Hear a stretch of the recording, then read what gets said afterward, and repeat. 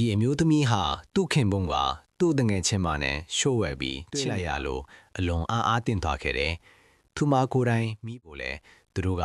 သူတို့ရဲ့ကလေးနဲ့လဲပေးထားခဲ့ပြီး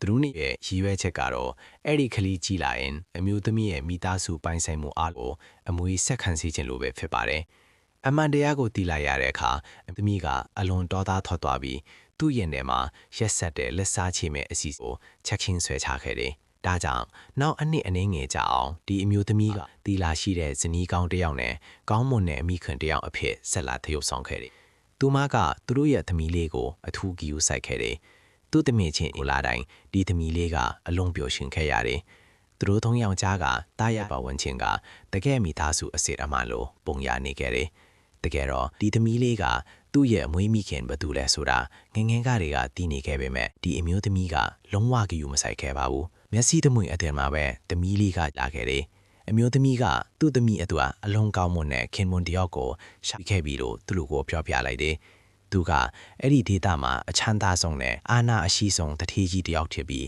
နောက်တစ်နေ့မှာကုမ္ပဏီရဲ့အမွေဆက်ခံဝင်ကိုသမီးလေးစီလွှဲပြီးတော့မယ်လို့ဆိုတယ်။သူ့တငယ်ချင်းနဲ့ခင်မွန်တို့ကအလွန်ပြောကြတယ်။သူတို့နှစ်ယောက်ရဲ့နှစ်ပေါင်းများစွာကြိုးပမ်းမှုဟာအခုမှအောင်မြင်တော့မဲ့သူတို့ထင်ခဲ့ကြတယ်။နောက်တစ်နေ့မှာသမီးလေးကအမျိုးသမီးရဲ့ကုမ္ပဏီရဲ့အမွေဆက်ခံတွေကိုအပြည့်အဝလွှဲပြောင်းရယူလိုက်တဲ့အခါသူ့တငယ်ချင်းကချက်ချင်းစင်ပေါ်တက်လာအမျိုးသမီးကိုအောင်ပွဲရတဲ့အခင်းနဲ့ကြည့်လိုက်တယ်။ပြီးတော့ DNA စစ်စိမ်းစာရွက်တစ်စောင်ကိုထုတ်ပြပြီးလူတိုင်းကိုသူကပဲဒီမင်းကလေးရဲ့အမွေမိပြလိုက်တယ်။သမီးလေးကလည်းသူ့ရဲ့အစစ်အမှန်ပုံစံကိုထုတ်ဖော်ပြပြီးဆက်ခံခွင့်လွှဲပြောင်းတာပြီးသွားပြီဖြစ်လို့အမျိုးသမီးနဲ့ကုမ္ပဏီမှာဘာမှမသက်ဆိုင်တော့ဘူးပြောလိုက်တယ်။ပြီးတော့သူတို့ကဘာမှမရှိတော့တဲ့ဒီအမျိုးသမီးကိုမောင်းထုတ်လိုက်တယ်။ဒါပေမဲ့ဒီအရာအလုံးကဒီအမျိုးသမီးမျောလင့်ထားခဲ့တဲ့အတိုင်းပဲထင်နေခဲ့တာ။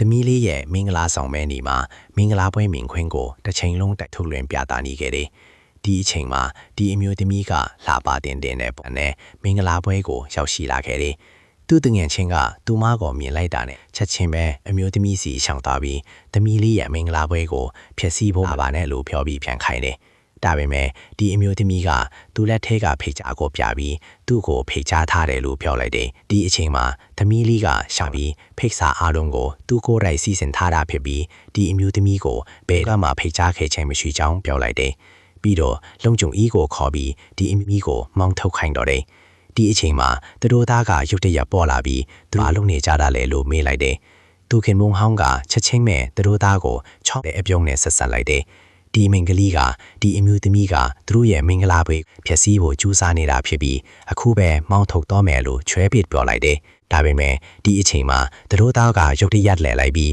ဒီအမျိုးသမီးကိုမီမီလို့ခေါ်လိုက်ပါတယ်လို့ဖြစ်ခဲ့တာပါပဲ။